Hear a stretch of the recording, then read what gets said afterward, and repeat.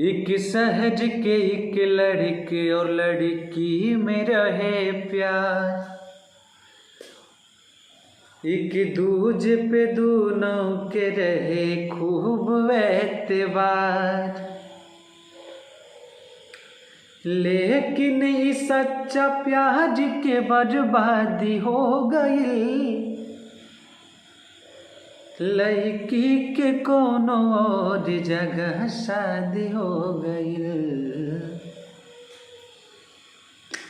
कि दिल टूट गईल, लइका जहर खा के मर गईल। लइकी से और जग से किनारा कर गईल। दिलदार के मासूक बड़ा बेवफा मिलल, मुरझा गईल गुलाब रंग फूल के खिलल। बारात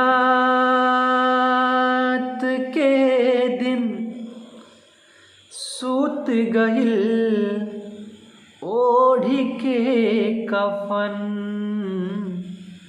सब जान के भी लइकी बनल सज सवर दुल्हन।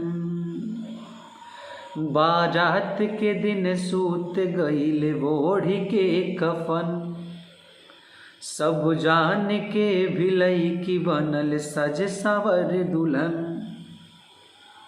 डोली उठे लगल त जनाजा उठे लगल,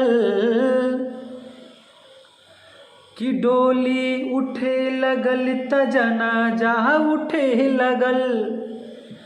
लइका के लाश लइकी से कहलस तो न पल, कहलस तो न पल। रोकेला रोकेला मोरी जनाजा के कुछ देर तक, पहिले डोली तौन कर गुजर जाएदा। रोकेला मोरी जनाजा के कुछ देर तक।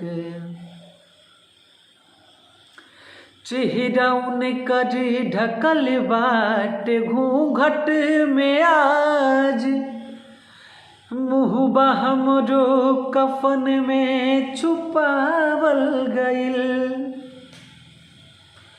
हो चेहरा उनकर ढकल बाट घूंघट में आज, कि मुँहबा हमरो कफन में छुपावल गईल।